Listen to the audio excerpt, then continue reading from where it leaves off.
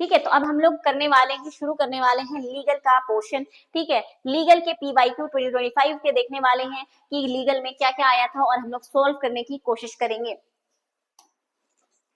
Name the first women advocate in India, ये एक legal GK का पार्ट है। तो पहली विमेन एडवोकेट कौन थी? कॉर्नेलिया सोराबजी थी। ठीक है, ये तो हमने याद होना चाहिए कि कॉर्नेलिया सोराबजी पहली विमेन एडवोकेट थी। मिसेस एना चिंडी, ये कौन थी? Mrs Anna Chindi was the first women जज ऑफ इंडिया, फर्स्ट विमेन जज of India.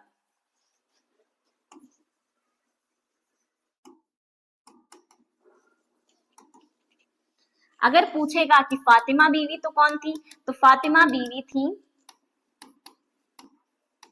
First women supreme court जज।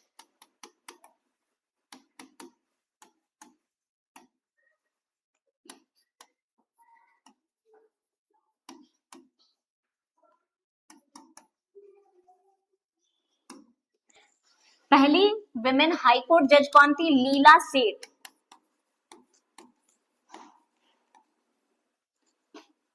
फर्स्ट विमेन हाई कोर्ट जज, हाई कोर्ट HC यानी हाई कोर्ट जज थी लीला सेठ। तो ये तीनों के तीनों चीजें हमें याद रखनी है, अपार्ट फ्रॉम कि पहली फीमेल एडवोकेट, पहली विमेन एडवोकेट कौन थी? कॉर्नेलिया सोराबजी थी। लेकिन उसके साथ में हमें पहला विमेन जज को भी याद रखना है कि फर्स्ट विमेन जज थी हमारी आना चंडी। फातिमा बीवी हमारी पहली विमेन सुप्रीम कोर्ट की जज थी और पहली विमेन हाई कोर्ट की जो जज हमें देखने को मिलती है दैट इज लीला सेठ।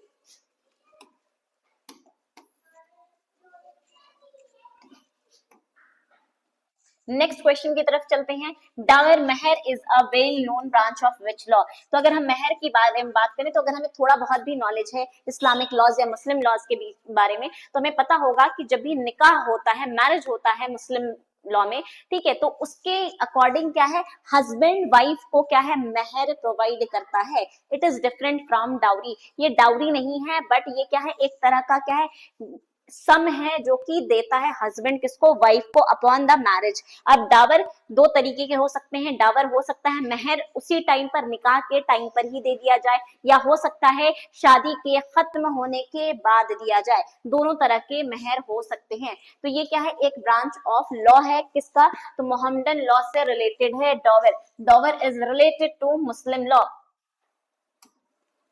The concept of PIL, which has become quite popular in India, was originated in, कि ये जो PIL का जो कॉन्सेप्ट है इंडिया में काफी पॉपुलर हो गया है, तो आखिर ये ओरिजिनेट कहाँ हुआ था? तो अगर हम ओरिजिनेशन की बात करें, पहले PIL के बारे में बात करें, तो PIL क्या कहता है कि मान लेते हैं कि एक इंसान जो कि इसको अग्रीव्ड है, यानी इसका राइट्स को वायलेट किया जा रहा है। अब ये इंसान क्या है, he can not go to court, he can't go to court.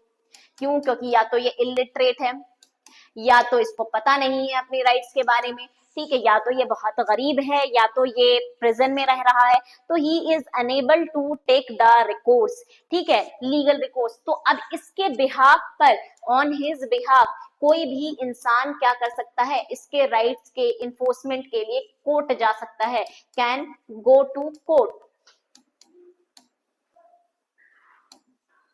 तो इसे हम कहते हैं पब्लिक इंटरेस्ट लिटिगेशन। ठीक है, PIL में कोई भी सोसाइटी में अगर कोई चीज बुरी हो रही है, कोई प्रैक्टिस बुरा हो रहा है, कोई गलत काम हो रहा है, तो उसके लिए भी PIL फाइल किया जा सकता है। इन्वायरमेंट से रिलेटेड भी PIL काफी ज्यादा फेमस हैं, तो उन सारी चीजों में PIL फाइल किया जा सकता है कि मुझे डायरेक्टली उस चीज से तो तकलीफ नहीं है, मुझे डायरेक्टली उस बात से तो कोई प्रॉब्लम नहीं है, बट सोसाइटी एट लार्ज को कहीं ना कहीं वो अफेक्ट कर रही है, या किसी ना किसी ऐसे इंसान के राइट्स का वायलेशन हो रहा है, which he is enable to go to the court and take the proper remedy. इसीलिए मैं उसके बिहाफ पर मैं रेमेडी उसके लिए सीख करने आई हूँ, उसे हम PIL कहते हैं। तो PIL can be filed by any person, ठीक है, वेदर ही और she is directly aggrieved by that situation और द वायलेशन और नॉट। तो ये इसका कॉन्सेप्ट निकला है USA से, निकला है अमेरिका से, निकला है, ठीक है। ये कौन से केस में हमने इसको ये किया था, तो केस था हमारे यहाँ इंडिया का जो सबसे पहला,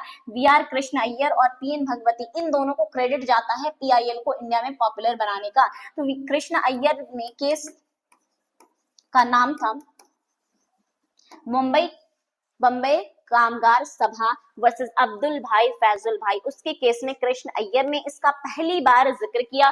बाद में पीएन भगवती ने हुसैन आरा खातून के केस में भी इसको काफी ज्यादा डेवलपमेंट मिला है। तो पीएन भगवती साथ में कृष्ण अय्यर दोनों को क्रेडिट जाता है पीआईएल के इंट्रोडक्शन का। नेक्स्ट क्वेश्चन हम चलते हैं, the act of unlawfully entering into another property is called. ठीक है, कि आप क्या कर रहे हैं, अनलॉफुल तरीके से किसी की प्रॉपर्टी में घुस जा रहे हैं, उसकी प्रॉपर्टी में आपको घुसने का कोई परमिशन नहीं है, कोई ऑथराइजेशन नहीं है, ठीक है, किसी ने आपको ऑथराइज नहीं किया है, लेकिन still you are entering into someone else property, that means you are doing what you are doing trespass, कि आप जब भी सामने वाले के ओनर के या पजेसर के परमिशन के बिना किसी के घर में घुस जा रहे हैं और आपको पता है कि वो घर आपका नहीं है, आपको पता है कि ये जो घर में एंट्री करने की मुझे इजाजत नहीं है, and still you are entering into someone else property, तो that you are committing trespass. ठीक है, इसे ट्रेसपास कहते हैं। हम ट्रोवर किसे कहते हैं, ट्रोवर कहते हैं कि मान लेते हैं कि आपकी प्रॉपर्टी को किसी ने ले लिया है, तो उसके लिए जो डैमेज दिया जाता है, damage for unlawful taking of property, यानी अनलॉफुली रॉन्गफुली किसी ने आपकी प्रॉपर्टी को टेक अवे कर दिया है, तो वहां पास क्या है, ट्रोवर आपको एज अ डैमेज मिलेगा।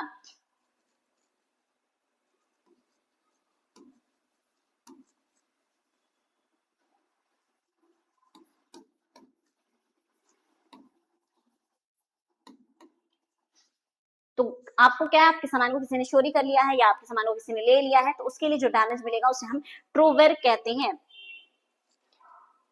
नेक्स्ट आते हैं मिक्स्ड इकोनॉमी। मिक्स्ड इकोनॉमी क्या है, तो मिक्स्ड इकोनॉमी उसे हम कहते हैं, हमारे यहाँ जो इकोनॉमी जो फॉलो होती है उसे हम मिक्स्ड इकोनॉमी कहते हैं। अब जनरली अगर हम ओवर द वर्ल्ड देखें तो एक है कैपिटलिज्म और एक है सोशलिज्म। कैपिटलिज्म जो है वो क्या करती है, प्रमोट करती है प्राइवेट सेक्टर को, यानी प्राइवेट सेक्टर यानी इंडिविजुअल जो है वो रिसोर्स होल्ड करते हैं। जहां भी कैपिटलिज्म होगा वहां पास इंडिविजुअल्स जो है वो रिसोर्सेज होल्ड करेंगे। हर कंट्री के अपने अपने रिसोर्सेज होते हैं, वहां माइनिंग्स होती हैं, वहां बहुत सारे मिनरल्स निकलते हैं, तो उन मिनरल्स को, उन माइंस को कौन होल्ड करेगा, ओनरशिप किसका होगा, तो कैपिटलिज्म कहती है कोई भी प्राइवेट पर्सन जो उसको खरीद ले, जो उसका ओनर बन जाए वो हो जाएगा। ठीक है, लेकिन सोशलिज्म कहता है कि नहीं, पब्लिक यानी कि government will be the owner of the resources, और गवर्नमेंट क्या करेगी, गवर्नमेंट जो है वो बांटेगी उन रिसोर्सेज को इक्वली बिटवीन द सिटीजन्स, ये बात करता है सोशलिज्म। ठीक है, तो ये दो क्या है, फॉर्म्स ऑफ इकोनॉमी है, लेकिन इन दोनों का मिक्सचर को हमने अपनाया, मिक्स्ड इकोनॉमी को अपनाया। हमने कहा हमारे यहाँ capitalism as well as socialism दोनों का दोनों होगा, तो इसीलिए हम देखेंगे कि बहुत सारे रिसोर्सेज जो हैं, बहुत सारी जो कंपनीज हैं वो गवर्नमेंट की हैं, और कुछ कंपनीज जो हैं किसकी हैं, प्राइवेट पर्सन की हैं, तो उसे हम क्या कहेंगे, मिक्स्ड इकोनॉमी कहेंगे, coexistence of public as well as private sector. National law day in India is observed on, तो नेशनल लॉ डे हम लोग मनाते हैं उस दिन को जिस दिन क्या हुआ, कॉन्स्टिट्यूशन इनैक्ट हुआ, अडॉप्ट हुआ, ठीक है, या कंप्लीट हुआ। तो जिस दिन कॉन्स्टिट्यूशन इनैक्ट, अडॉप्ट कह लीजिए, या फिर कह लीजिए इस दिन कॉन्स्टिट्यूशन क्या हुआ, कंप्लीट हुआ, इन तीनों डेट को हम क्या कहते हैं, लॉ डे या कॉन्स्टिट्यूशन डे के नाम से जानते हैं, विच इज 26 नवंबर 1949 में कंप्लीट हुआ था। तो इसीलिए हम हर साल क्या है 26 नवंबर को लॉ डे मनाते हैं। लॉ डे इनिशियली तो नहीं मनाया जाता था, ये बाद में लॉ डे को नेशनल लॉ डे डिक्लेयर किया गया कॉन्स्टिट्यूशन डे को। 7 what is meant by legal maxim या लीगल वर्ड जस्ट कॉजेंस, तो ये जस्ट कॉजेंस जो है वो क्या है, ये जो टर्म इस्तेमाल किया जाता है वो इंटरनेशनल लॉ में बहुत ज्यादा इस्तेमाल किया जाता है। जस्ट कॉजेंस का मतलब होता है कंपेलिंग लॉ, ऐसा लॉ जो आपको कंपेल कर रहा है कि ये काम आपको करना ही करना है, you can not take away from yourself कि नहीं नहीं मैं तो ये काम नहीं करूंगा या मैं इस चीज को फॉलो नहीं करूंगा। तो कोई भी लॉ को अगर डिक्लेयर कर दिया जा रहा है कि it is just cogens, that means you have to perform that particular thing becomes binding upon you, कि उस चीज को आपको करना ही करना है। तो लिटरल मीनिंग जस्ट कॉजेंस का क्या है, कंपेलिंग लॉ है। ठीक है, ये इसका इस्तेमाल सबसे ज्यादा होता है इंटरनेशनल लॉ में, इंटरनेशनल लॉ में इसका इस्तेमाल होता है। लेकिन यहाँ क्या पूछ रहा है सवाल, हमें देखना है कि व्हाट इज मेंट बाय, इसका मतलब क्या होता है। अगर पूछता है ये इस्तेमाल कहाँ होता है तो इंटरनेशनल लॉ हो जाता है, लेकिन ये पूछ रहा है कि इसका मतलब क्या होता है, तो इसका मतलब होता है जस्ट कॉजेंस का मतलब कंपेलिंग लॉ।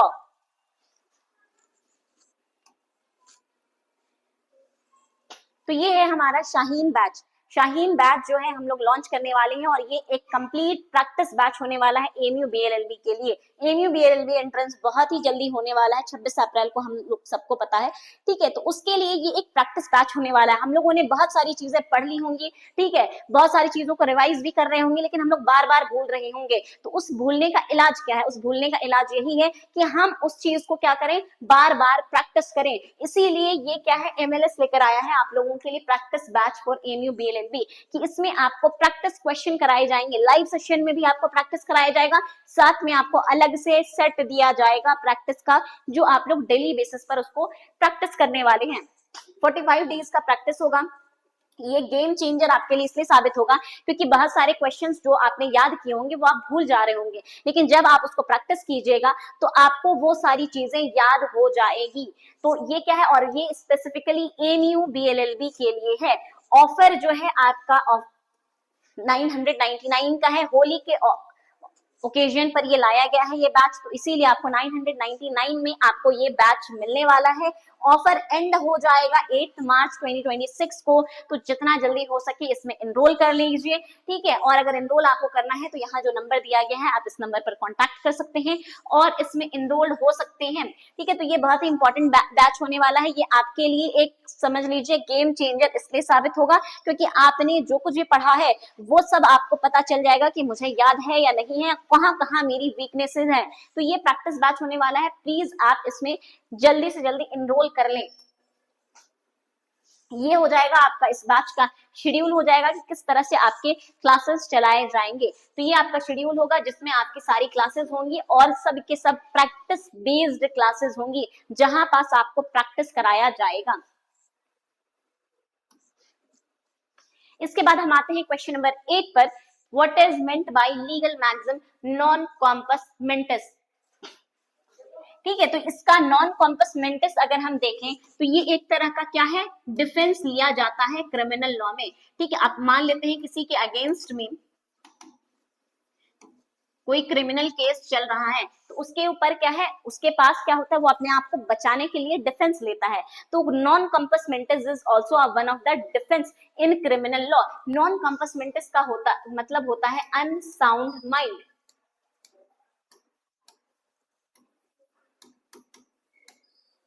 कि ऐसा इंसान जिसका माइंड ठीक ठाक से काम नहीं कर रहा है, उसको पता नहीं है कि वो जो एक्ट कर रहा है इसका कंसिक्वेंसेस क्या होने वाला है, उसे हम कहते हैं अनसाउंड माइंड।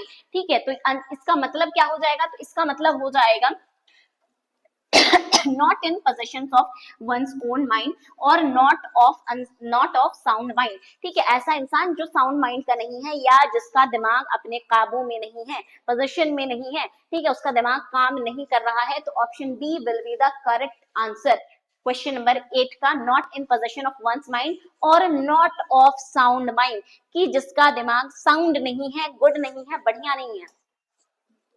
अब आते हैं प्रिंसिपल फैक्ट बेस्ड क्वेश्चन। तो इस तरह के जो भी क्वेश्चन होते हैं उसको हम लोगों को अच्छे से सोच समझ के करना होता है, पढ़ना होता है पहले प्रिंसिपल, और उसके अकॉर्डिंग उस प्रिंसिपल को फैक्ट पर अप्लाई करना होता है। क्वेश्चन बोल रहा है एक offer can be accepted only when the acceptor has knowledge of such offer. कोई ऑफर दिया एक इंसान ने, इस ऑफर का पता होना चाहिए जो भी इंसान है जिसको भेजा जा रहा है, जो एक्सेप्टर है, जिसने एक्सेप्ट किया है, उसको इस ऑफर का नॉलेज होना बहुत जरूरी है। अगर उसको नॉलेज ही नहीं है, पता ही नहीं है कि ये ऑफर एग्जिस्ट करता है या नहीं करता है, तो उसे क्या है, वहां पास कॉन्ट्रैक्ट नहीं बनेगा, वहां पास एक्सेप्टेंस होगा ही नहीं, एक्सेप्टेंस नहीं होगा तो एग्रीमेंट नहीं बनेगा, प्रॉमिस नहीं होगा, प्रॉमिस नहीं होगा तो एग्रीमेंट नहीं बनेगा, और एग्रीमेंट नहीं होगा तो कॉन्ट्रैक्ट नहीं होगा। ठीक है, तो ये बात कह रहा है कि ऑफर का नॉलेज होना चाहिए किसी एक्सेप्टर को, तभी वो एक्सेप्टेंस दे पाएगा, और तभी एक्सेप्टेंस देगा तो प्रॉमिस बनेगा, प्रॉमिस बनेगा तो एग्रीमेंट बनेगा, एग्रीमेंट बनेगा तो कॉन्ट्रैक्ट बन पाएगा। अब यहाँ कह रहा है कि मिस्टर अर्पित एक ऑफर देते हैं कि 10,000 हम देंगे उस इंसान को जो मेरी घड़ी को ढूंढ कर ले आता है। मिथिलेश विदाउट नॉलेज, ठीक है, ऑफर का उनके पास नॉलेज नहीं है, लेकिन उनको मिल गई वो घड़ी, ठीक है, और वो घड़ी ले जाकर के वापस कर देते हैं अर्पित को, और उसके बाद क्या है, अब मांग रहे हैं मिस्टर मिथिलेश कि मुझे चाहिए वो 10,000 रुपए, तुमने तो ऑफर निकाला था। ठीक है, तो यहाँ पास क्या हम देख रहे हैं कि मिथिलेश को नहीं है नॉलेज ऑफर का, तो क्या उसे मिलेगी रेमेडी या नहीं मिलेगी? ठीक है, तो Mr Mithilesh can claim the reward offered by Mr Arpit, Mr Mithilesh can not claim the reward amount as the offer made by Mr Arpit was frivolous है, इसलिए वो नहीं क्लेम कर सकते हैं, या Mr Mithilesh can not claim the reward because he did not have the knowledge of the offer made by Mr Arpit. तो यहाँ पास हो जाएगा उनके पास नॉलेज नहीं था सिंस मिस्टर मिथिलेश को उस ऑफर के बारे में, तो ऑल दो वो काम उन्होंने कर भी लिया जिस काम के लिए वो ऑफर दिए थे, लेकिन सिंस उस ऑफर का ही नहीं पता था, तो इसलिए उनको वो रिवॉर्ड नहीं क्लेम कर सकते हैं। ऑफर को एक्सेप्टेंस होना बहुत जरूरी है उस पर क्लेम करने के लिए। आपने एक्सेप्टेंस किया ही नहीं, ऑफर का आपको पता नहीं था तो एक्सेप्टेंस नहीं किया, एक्सेप्टेंस नहीं किया तो आप you can not claim this reward later on. और इस बात को एक बहुत ही famous case Lalman Shukla versus Gauri Dutt में कहा गया है।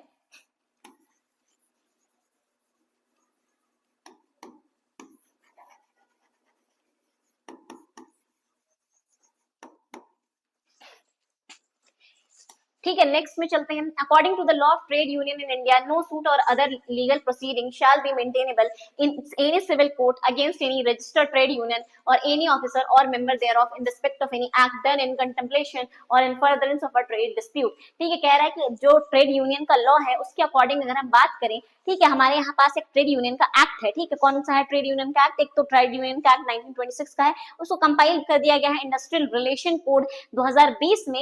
लेकिन वो क्या कहता है, वो ये कहता है, ठीक है, कि नो सूट और कोई भी लीगल प्रोसीडिंग मेंटेनेबल नहीं होगी सिविल कोर्ट में, किसके अगेंस्ट में? ट्रेड यूनियन के अगेंस्ट में और उसके मेंबर के अगेंस्ट में। क्यों कब नहीं मेंटेनेबल होगी? यानी कि आप सिविल सूट फाइल नहीं कर सकते हैं ट्रेड यूनियन के मेंबर के अगेंस्ट में, ना ही ट्रेड यूनियन के अगेंस्ट में।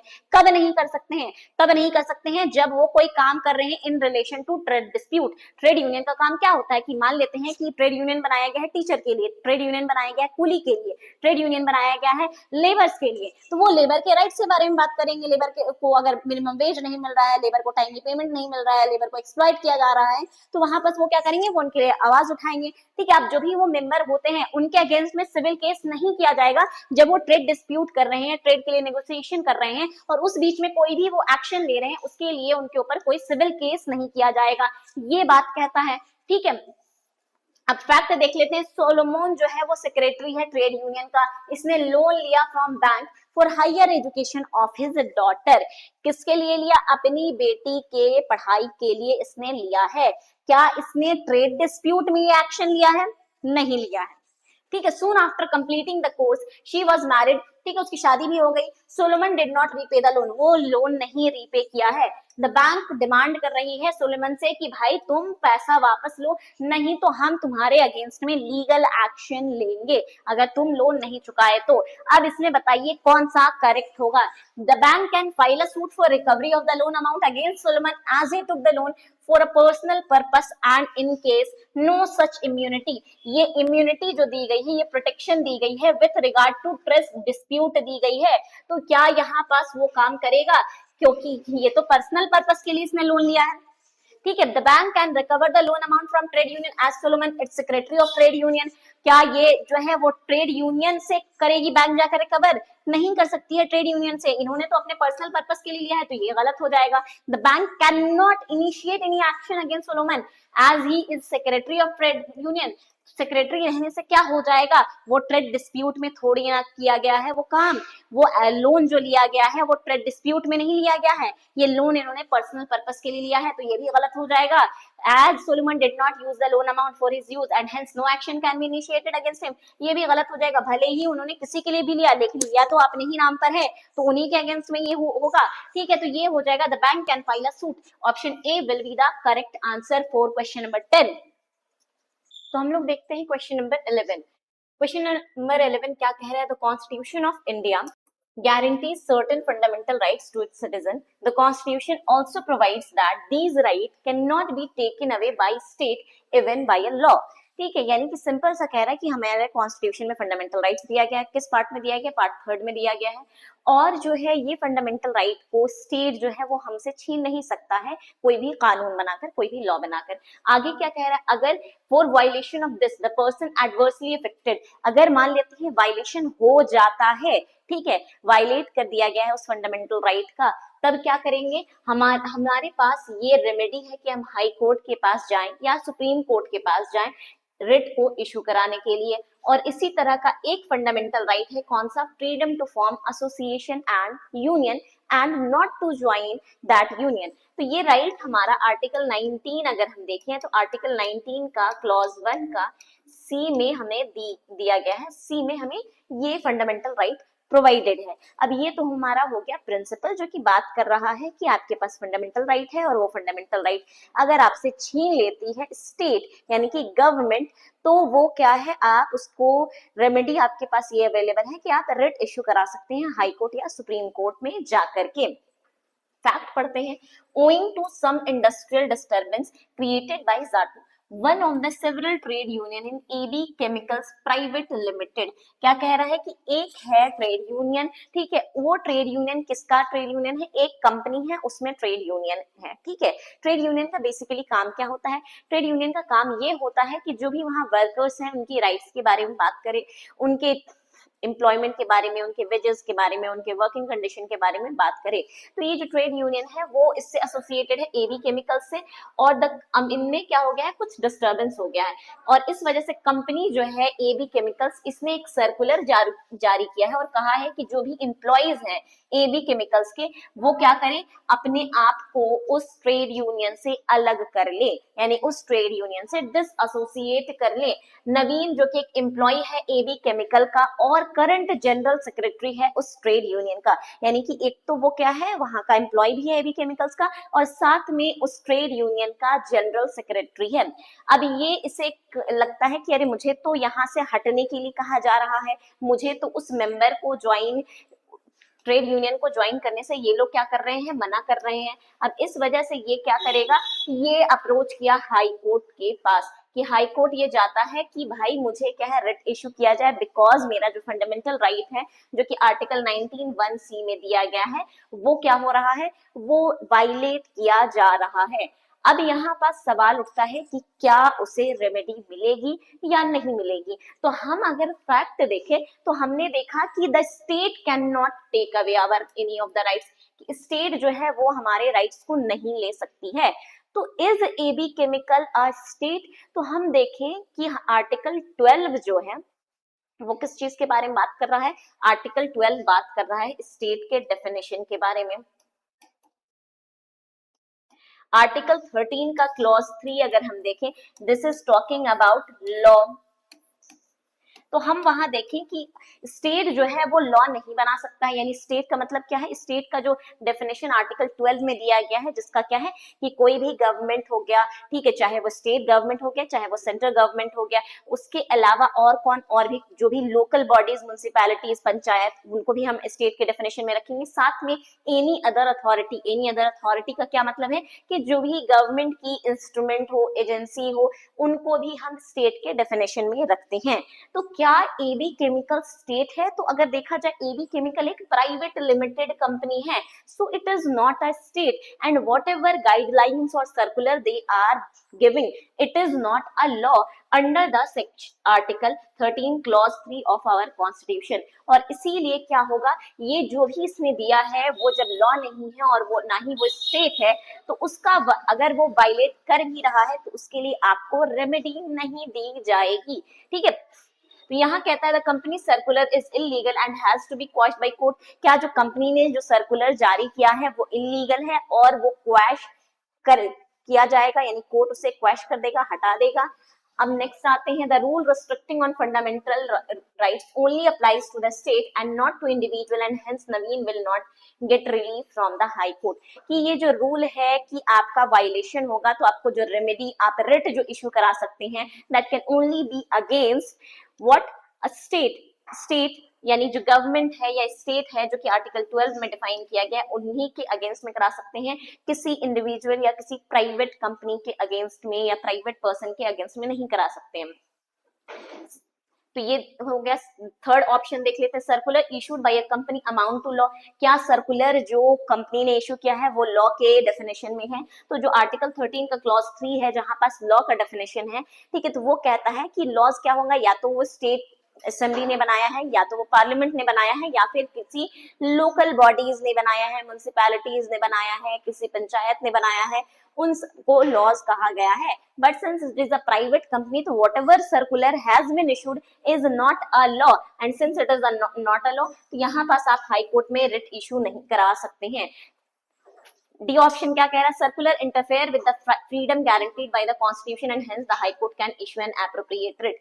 कि एक सर्कुलर जो है वो इंटरफेयर कर रहा है, तो हमने प्रिंसिपल में देखा कि it can only be taken away by the state by a law, तभी हम रिट इशू करा सकते हैं। तो option B will be the correct answer. क्यों? क्योंकि ये जो फंडामेंटल राइट्स है, ये स्टेट ही अगर हमारा वायलेट कर रहा है तो ओनली अगेंस्ट स्टेट हम रिट इशू करा सकते हैं, not against any private companies. So the B will be the correct answer. Moving forward to next question.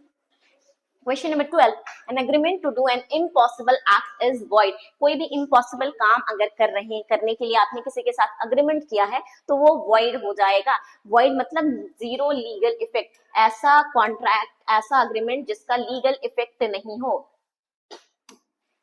Zero legal effect, तो उसे हम कहते हैं वॉइड। तो कोई भी एग्रीमेंट आप कर रहे हैं इम्पॉसिबल काम करने का, असंभव काम करने का, कि मैं क्या करूंगा, मैं बारिश करवा दूंगा, ठीक है, मैं दिन को रात कर दूंगा, मैं सुबह को शाम कर दूंगा, मैं जमीन को उल्टा पलट दूंगा, मैं दो पैरेलल लाइंस मीट करवा दूंगा। तो इस तरह के जो भी अग्रीमेंट है कि मैं दो पैरेलल लाइन मीट करा दूंगा, ये सारे इम्पॉसिबल एक्ट हैं और इस तरह का अग्रीमेंट कोई आपके साथ कर रहा है तो वो वॉइड हो जाएगा। इसीलिए यहाँ पास क्या है, फैक्ट पढ़ते हैं। मिस रजनी जो है वो अग्री करती हैं मिस्टर बाला से कि वो क्या करेंगी, जादू से खजाना डिस्कवर करेंगी। तो अब ये क्या अग्रीमेंट वॉइड होगा? बिल्कुल वॉइड होगा, because it is an impossible act and any agreement which is impossible is void.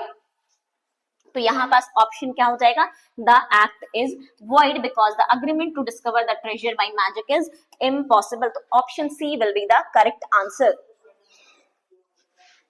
Next question, question number 13, when both the parties are under mistake of fact essential to the contract is what? तो जब दोनों के दोनों party, जब mistake of fact हुआ है, mistake of fact जब दोनों पार्टीज के बिहाफ पर हुआ होता है तो उसे हम बाइलैटरल मिस्टेक कहते हैं। और जब भी बाइलैटरल मिस्टेक होता है उस फैक्ट से related which is very essential to contract, मान लेते हैं कि हमें कोई चीज बेचना है, अब जिस प्रोडक्ट को हमें बेचना था उसी से related he mistake of fact हो गया है। ए और बी दो पार्टी है, ठीक है, ए को लग रहा है कि एक प्रोडक्ट एक्स हम बेचना चाह रहे हैं और बी को लग रहा है कि ए जो है वो प्रोडक्ट वाई बेचना चाह रहा है। तो ये क्या है, ये एसेंशियल टू द कॉन्ट्रैक्ट है। ये जो मिस्टेक ऑफ फैक्ट हुआ है ए और बी के बिहाफ पर, ठीक है, वो क्या हुआ, एसेंशियल टू कॉन्ट्रैक्ट है, क्योंकि यहाँ पास ये जो कॉन्ट्रैक्ट ही बन रहा है वो इस प्रोडक्ट को बेचने को लेकर बन रहा है और इसी प्रोडक्ट को बेचने को लेकर के क्या हो गया, इनमें मिस्टेक ऑफ फैक्ट हो गया है। तो इस तरह के जो भी होंगे वो वॉइड हो जाएंगे जहां पास मिस्टेक ऑफ फैक्ट हुआ है with related to essentials of contract, then the contract will become void. ठीक है, तो ये हमें याद रखना है। वॉइड कॉन्ट्रैक्ट कब होगा? जब बाइलैटरल मिस्टेक, दोनों पार्टी के बिहाफ पर मिस्टेक हुआ रहेगा तभी। वॉइडेबल मिस्टेक, वॉइडेबल कॉन्ट्रैक्ट उसे कहते हैं जब भी कोई कॉन्ट्रैक्ट में कंसेंट लिया गया है फ्रॉड से, कोअर्जन से, मिसरिप्रेजेंटेशन से,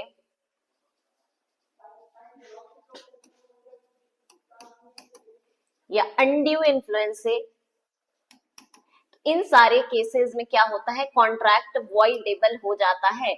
और ये वॉइडेबल कॉन्ट्रैक्ट में जिस पार्टी का कंसेंट फ्री नहीं था, जिस पार्टी का कंसेंट फ्री नहीं था, उसके पास पावर है कि या तो वो उस कॉन्ट्रैक्ट को वैलिड करार दे या फिर उस कॉन्ट्रैक्ट को वॉइड डिक्लेयर कर दे। तो वॉइडेबल कॉन्ट्रैक्ट में जिस पार्टी के को फ्री कंसेंट नहीं लिया गया है, उस पार्टी के पास राइट्स है कि either to set aside that contract, यानी कि उसको हटा दे कि नहीं हम कॉन्ट्रैक्ट को नहीं परफॉर्म करना चाहते हैं, या फिर वो कहे कि नहीं this is valid contract and I want to perform, and same the other party also has to perform its obligation। तो 13 का A हो जाएगा, जब भी दोनों पार्टीज मिस्टेक ऑफ फैक्ट पर होंगी तो contract will be void।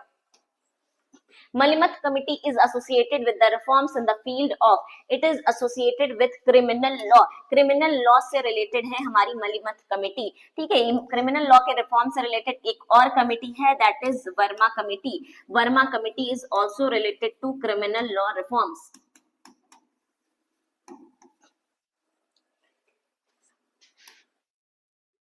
A person who helps another person in the commission of an offense is known as abettor, instigator, accomplice, friend। यानी एक इंसान जो दूसरी क्राइम को करने में, यानी कि क्राइम पार्टनर जिसे हम कहते हैं, तो उसको लिए लीगल टर्म क्या है कि एक इंसान को क्राइम करने में हेल्प कर रहा है, मदद कर रहा है, तो उसके लिए जो लीगल टर्म है दैट इज अकम्प्लिस। ठीक है, अबेटर किसे कहते हैं? तो accomplish is a narrow term कह सकते हैं, and abettor is a wide term. Abettor एक वाइड टर्म है जिसका मतलब क्या क्या होता है, जिसका 3 मतलब निकल सकता है। एक तो क्या है, किसी ने क्या किया है? इंस्टिगेट किया है क्राइम को करने का। इंस्टिगेट मतलब भड़काया है क्राइम को करने के लिए कि अरे तुम ये काम करो, अरे अच्छा तो उसने तुम्हें गाली दी, तुम जाके उसको मार दो जान से। तो ये क्या कर रहे हैं? इंस्टिगेट कर रहे हैं। तो अगर मान लेते हैं कोई इंस्टिगेट भी कर रहा है तो भी हम अबेटर कहेंगे। कोई क्या कर रहा है? हमें एड कर रहा है किसी क्राइम को करने में, ठीक है, मदद कर रहा है, तो भी हम उसे अबेटर कह सकते हैं। और कोई कॉन्स्पिरेसी कर रहा है तो भी हम अबेटर कह सकते हैं। ठीक है, तो ये क्या है? Abettor is a wide term which includes the meaning of all these three. इन तीनों का भी मीनिंग अबेटर में आ जाएगा। बट अगर सिंपली आपसे एक चीज के बारे में पूछा है तो accomplice will be the most appropriate answer and not the abettor, कि जो आपकी मदद कर रहा है, then the most appropriate answer will be accomplice. अगर आपसे पूछेगा कि कोई एक पर्सन है वो इंस्टिगेट करे, वो इंटेंशनली एड करे या क्रिमिनल कॉन्स्पिरेसी करे, तब उस इंसान को क्या कहेंगे? Then in that case that person will be known as abettor. उस केस में क्या है? अबेटर कहलाएगा। लेकिन सिंस यहाँ पर सिर्फ और सिर्फ ये पूछा है कि कोई हेल्प करेगा, तो वहां पास आपको अकम्प्लिस लिखना है। और सिर्फ अगर यहाँ पास रहता कि a person who instigate another person in commission of an offence, तो वहां पास आप इंस्टिगेटर सिर्फ करते हैं। ठीक है, नेक्स्ट क्वेश्चन में हम लोग चलते हैं 16। अ फ्रेंड ऑफ द कोर्ट और द ट्राइब्यूनल। जो भी ट्राइब्यूनल या कोर्ट का फ्रेंड होता है उसे हम एमिकस क्यूरे कहते हैं। अब एमिकस क्यूरे का काम क्या होता है? ये क्या करता है? अपना ओपिनियन देता है, कोर्ट को असिस्ट करता है। ठीक है, जो जजेस होते हैं उनको असिस्टेंस की जरूरत होती है, हेल्प की जरूरत होती है, एक्स्ट्रा ओपिनियन की जरूरत होती है, तो वो क्या करते हैं? कोई भी किसी पर्टिकुलर केस में एक पर्टिकुलर एमिकस क्यूरे को अपॉइंट करते हैं जो उनको असिस्ट करता है विथ रिगार्ड टू द कि वो उन्हें क्या दे? असिस्टेंस प्रोवाइड करे, ओपिनियन प्रोवाइड करे जजमेंट को देने में। ठीक है, तो ये अ फ्रेंड ऑफ कोर्ट का मतलब होता है अमिकस क्यूरे, या अमिकस क्यूरे का आपको मीनिंग पूछा जाएगा तो वहां पास आपको बताना है friend of the court. Question number 17, who chair the first law commission that prepared the first draft of the Indian penal code. Indian penal code की कोड किसने ड्राफ्ट किया है? And the same person was the law commission chairman. ठीक है, तो law commission सबसे पहली जो बनी है वो पोस्ट इंडिपेंडेंस नहीं, प्री इंडिपेंडेंस की हम बात कर रहे हैं। तो प्री इंडिपेंडेंस जो पहली लॉ कमीशन बनी है वो 1834 में बनी थी, और 1834 में लॉर्ड मैकुले को बनाया गया था, और लॉर्ड मैकुले को एक काम सौंपा गया कि आप जो है इंडिया के लिए क्या बनाइए, एक पिनल कोड बनाइए, ठीक है, एक ऐसा कोड बनाइए जिसमें पनिशमेंट के बारे में दिया गया हो, जिसमें ऑफेंसेस के बारे में दिया गया हो। और इंडियन पिनल कोड इन्होंने बनाया 1860 में, 1860 में, जो कि अब रिप्लेस कर दिया गया है आईपीसी को बीएनएस से, ठीक है। तो यहाँ बस ये कह रहा है कि उन्होंने ही, यानी कि लॉर्ड मैकुले ने ही क्या किया, इंडियन पिनल कोड को भी ड्राफ्ट किया, and he was also first law commission chairman, ठीक है, बिफोर इंडिपेंडेंस, प्री इंडिपेंडेंस। लेकिन अगर हम इंडिपेंडेंस के बाद की बात करें तो पहला जो लॉ कमीशन बना है आफ्टर इंडिपेंडेंस, फर्स्ट जो लॉ कमीशन बना है उसके चेयरपर्सन कौन है, तो उसके चेयरपर्सन है एमसी सितलवाड़।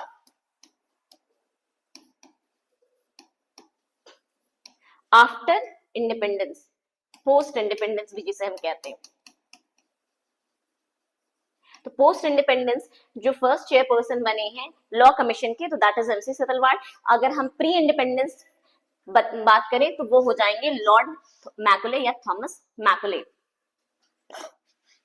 नेक्स्ट पर चलते हैं, what is the main objective of UNFCCC, United nation framework convention on climate change. तो ये जो बनाया गया है ये 1992 में बना था, और इसका हेडक्वार्टर जो है वो बॉन जर्मनी में है।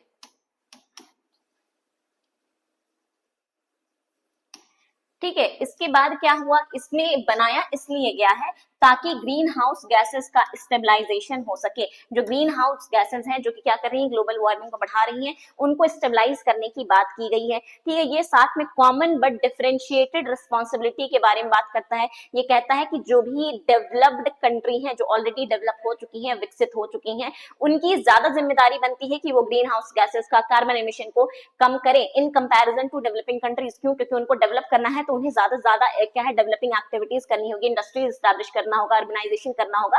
तो उनको अगर उन पर भी हम बहुत ज्यादा बर्डन डाल दें कि वो भी इमिशन कम करें, तो उनका डेवलपमेंट नहीं हो पाएगा। तो इसीलिए ये जिम्मेदारी किसकी बनती है, ये जिम्मेदारी बनती है डेवलप्ड नेशन की कि वो ग्रीन हाउस गैसेस के इमिशन को कम करें। वो ज्यादा से ज्यादा इसमें रिस्पॉन्सिबल है किस चीज को, एनवायरमेंट को प्रोटेक्ट करने के लिए डेवलप्ड कंट्रीज। ये बात भी यूएनएफसीसीसी कहती है। साथ में ये क्या कराती है, हर साल एक कन्वेंशन ऑफ पार्टीज कराती है, कॉप कराती है। ठीक है, तो ये बात भी हमें याद रखना है।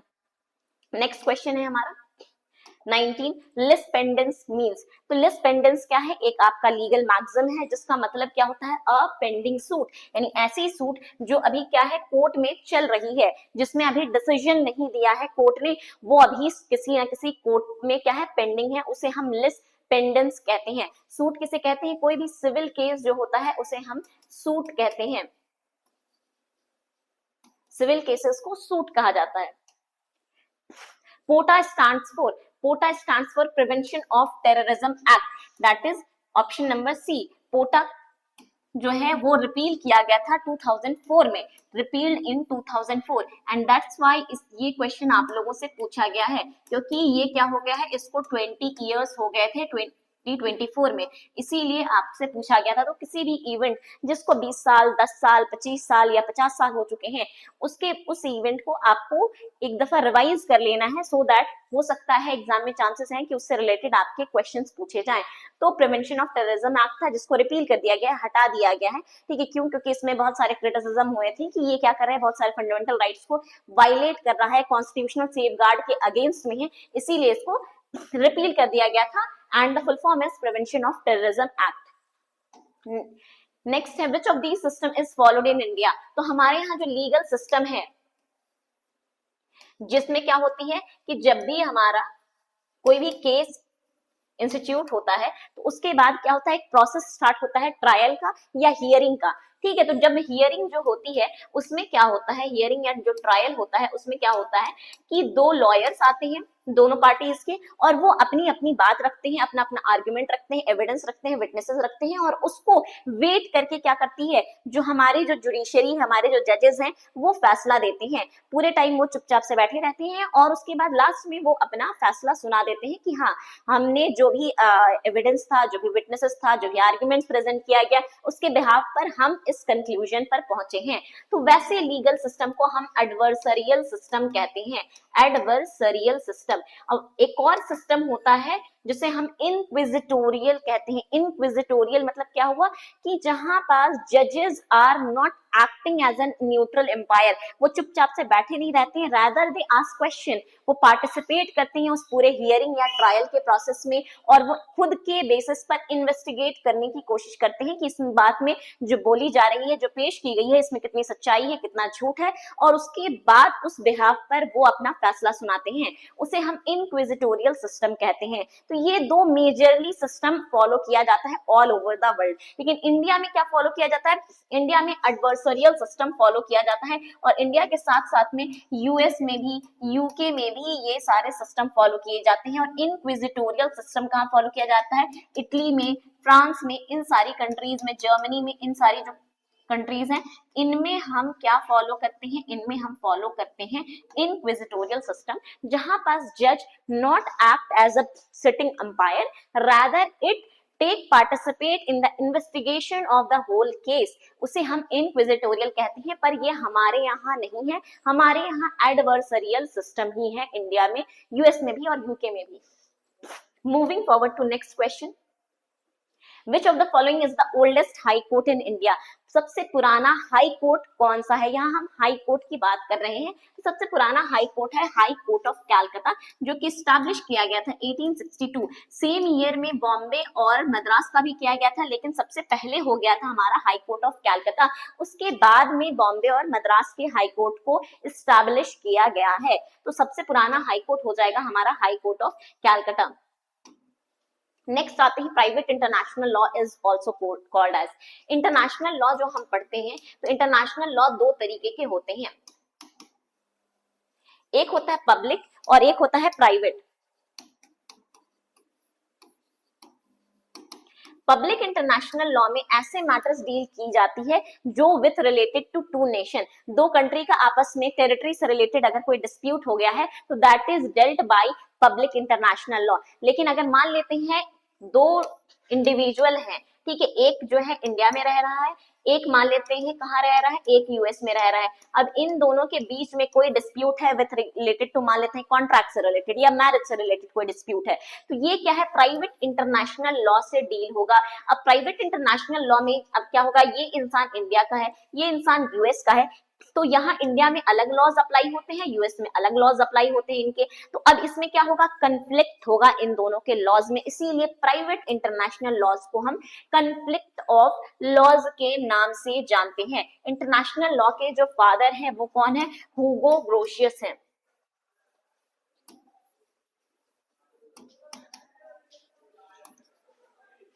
Hugo Grotius is the father of international law. Moving forward to next question, tort is the violation of right in personam, right in rem, both, neither right in rem nor right in personam। तो ये क्या हो जाएगा, tort दो तरह के right होते हैं, राइट इन रेम और एक राइट इन पर्सोनम। तो राइट इन रेम जो है वो अवेलेबल होता है अगेंस्ट होल वर्ल्ड, यानी कि हमें पता नहीं है कि कौन हमारे राइट का वायलेशन कर सकता है। राइट इन रेम में वी डोंट नो कि who will violate my right, but right in personam में हमें पता होता है कि हमारा राइट कौन वायलेट कर सकता है। For example contract, right in पर्सोनम का एग्जाम्पल है कॉन्ट्रैक्ट। कॉन्ट्रैक्ट में क्या होता है कि मान लेते हैं ए और बी जो है ये दोनों कॉन्ट्रैक्ट में आए, तो ए को पता है कि भाई मेरा ब्रीच ऑफ कॉन्ट्रैक्ट बी ही कर सकता है, और बी को भी पता है कि ब्रीच ऑफ कॉन्ट्रैक्ट कौन करेगा, हमेशा और हमेशा ए ही करेगा। तो ये क्या हो गया, राइट इन पर्सोनम हो गया, जहां पास स्पेसिफिक पर्सन की अगेंस्ट में ही आप क्या कर सकते हैं, राइट को इशू करा सकते हैं। लेकिन यहाँ ये क्या है, राइट इन रेम, मान लेते हैं कि किसी ने ट्रेसपास कर दिया मेरे प्रॉपर्टी पर, तो मुझे नहीं पता है कि who is that person, but whoever that person is or who that person will be, हम उनके अगेंस्ट में क्या है सूट फाइल कर सकते हैं, हम उनके अगेंस्ट में केस फाइल कर सकते हैं, ठीक है। तो उसे हम राइट इन रेम कहते हैं, अगेंस्ट द होल वर्ल्ड, ठीक है। चाहे वो क्रिमिनल लॉ हो गया, चाहे वो टॉर्ट हो गया, वो सब के सब राइट इन रेम में आता है। क्यों? क्योंकि हमें नहीं पता है कि कौन हमारे राइट का वायलेशन करेगा, and still there is a right given us कि कोई भी करेगा वायलेशन, हूएवर ही और शी विल बी, आपको क्या है उस अगर राइट का वायलेशन होता है तो हम आपको क्या देंगे, आपको रेमेडी देंगे। ये बात राइट इन रेम में होती है, and tort is a violation of right in rem. Moving forward to next question, what is the caveat? Caveat is also a legal term. Caveat का मतलब होता है warning, कहीं कहीं be aware भी लिखा रहता है, जैसे caveat emptor। caveat emptor का मतलब क्या होता है कि let the buyer be aware, कि जो बायर है, जो ग्राहक है, उसको अवेयर रहना है, जागरूक रहना है। तो ये क्या है, caveat का मतलब होता है be aware या warning, तो caveat means a warning। The International Criminal Court is established by the International Criminal Court जो है वो establish किससे हुआ है, तो that is established by the Rome Statute। Rome statute से इसे establish किया गया था इंटरनेशनल क्रिमिनल कोर्ट को। इंटरनेशनल क्रिमिनल कोर्ट का हेड क्वार्टर कहाँ है, तो that is in Hague in Netherland, जो कि इंटरनेशनल कोर्ट ऑफ जस्टिस का भी हेड क्वार्टर है।